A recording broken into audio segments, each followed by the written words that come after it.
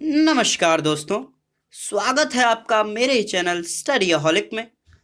आज हम एक न्यू टॉपिक को स्टार्ट करने जा रहे हैं जिसका नाम है the revolution and everyday life. तो आइए बिना किसी देरी के स्टार्ट करते।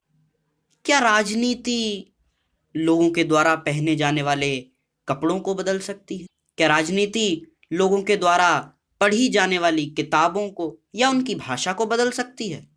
1789 में जो फ्रांस ने चेंजेस देखे, उन्होंने सबके जीवन को बदल, पुरुषों से लेके महिलाओं तक, महिलाओं से लेके बच्चों तक सबका जीवन बदल चुका था। क्रांतिकारी सरकार जो फ्रांसीसी क्रांति के बाद आई थी, उसने बहुत सारे ऐसे कानून लागू किए जिन्होंने लिबर्टी, इक्वलिटी जैसे महान आइडियाज को ट्रांसलेट किया, लोगों तक पहुंचाया, लोगों को समझाया।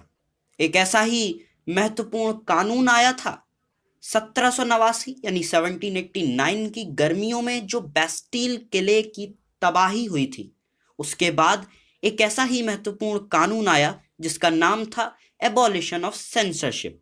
फ्रांस की सोसाइटी में एबॉलिशन ऑफ सेंसरशिप के बाद सारे written material, cultural activities, books, newspapers, plays freely publish होने लगे। लेकिन पहले क्या होता था कि जो राजा था, उसके सेंसस के द्वारा जब वो नाटक या वो किताब या वो न्यूज़पेपर्स अप्रूव किए जाते थे तभी वो पब्लिश किए जाते थे। लेकिन पुरुषों के और सारे नागरिकों के प्राकृतिक अधिकारों की घोषणा के बाद, जैसे फ्रीडम ऑफ स्पीच लोगों को प्राप्त हुई, newspapers, pamphlets, books, printed pictures अब फ्रांस के कस्बों में बड़ी भारी मात्रा में पब्लिश होने लगे। ये सारे फ्रांस में घटित होने वाली घटनाओं के बारे में बात करते थे, उन मुद्दों को डिस्कस किया करते थे। फ्रीडम ऑफ द प्रेस का मतलब ये भी था कि जो लोग पहले अपने मतों को सबके सामने नहीं रख पाते थे, अब वो खुलकर अपने मतों को रख सकते थे।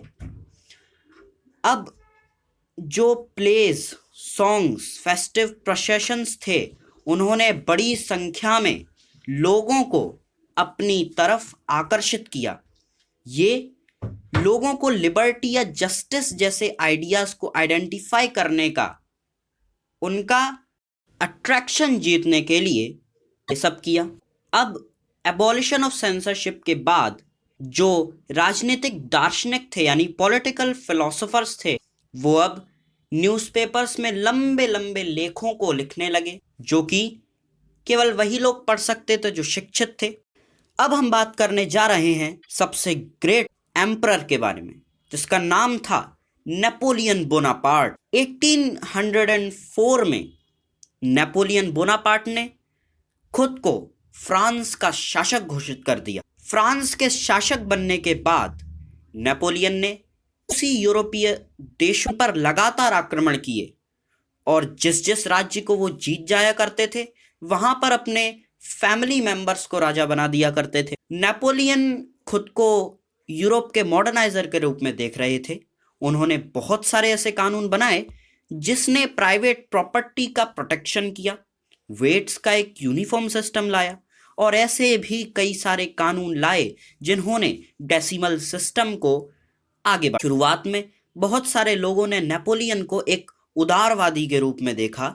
वो लोग समझते थे कि ये ऐसा व्यक्ति है जो लोगों के लिए स्वतंत्रता लाया हो। लेकिन जैसे जैसे नेपोलियन यूरोपीय देशों पर आक्रमण करते जा रहे थे, वैसे ही लोगों को यह महसूस हुआ कि नेपोलियन कोई लिबरेटर नहीं है, बल्कि ये तो आक्रमण कर रहे हैं। तो लोग नेपोलियन की सेना को एज अ इन्वेडिंग फोर्स के रूप में देखने लगे। लेकिन 1815 में फाइनली वाटरलू के युद्ध में नेपोलियन को मुंह की खानी पड़ी। लेकिन बहुत सारे उनके ऐसे कानून थे जिन्होंने लिबर्टी के क्रांतिकारी सुझावों को और आगे बढ़ाया, और जो नेपोलियन के द्वारा लाए गए मॉडर्न लॉज थे, उन्होंने नेपोलियन के जाने के बाद भी लोगों पर काफी बड़ा इम्पैक्ट छोड़ दिया। फ्रेंच रेवोल्यूशन की जो सबसे महत्वपूर्ण लेगेसी रही वो लिबर्टी और डेमोक्रेटिक राइट्स के आइडियाज थे।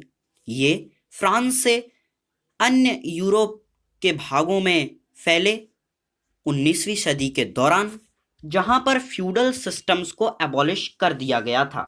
जो औपनिवेशिक लोग थे यानी कॉलोनाइज्ड पीपल्स थे, उन्होंने भी स्वतंत्रता के इन सुझावों पर, इन आइडियाज पर काम किया। फ्रेंच रेवोल्यूशन के ये जो आइडियाज थे ये यूरोप में ही नहीं बल्कि पूरे विश्व में फैल रहे थे। अपने भारत में भी ऐसे 2 एग्जाम्पल्स हैं जिन्होंने इंडिया में फ्रेंच रेवोल्यूशन के इन आइडियाज को फैलाया, जिनका नाम था टीपू सुल्तान और राजा राम मोहन रॉय। इन्होंने फ्रेंच रेवोल्यूशन के आइडियाज की महिमा को माना और हमारे पूरे देश में इनका प्रचार प्रसार किया। गाइस, आज के लिए बस इतना ही। अगर वीडियो पसंद आई हो तो इसे लाइक करें, अपने दोस्तों के साथ शेयर करें और हमारे चैनल को ऐसी ही इंफॉर्मेटिव वीडियोस के लिए सब्सक्राइब करें। तब तक के लिए गुड बाय, टेक केयर।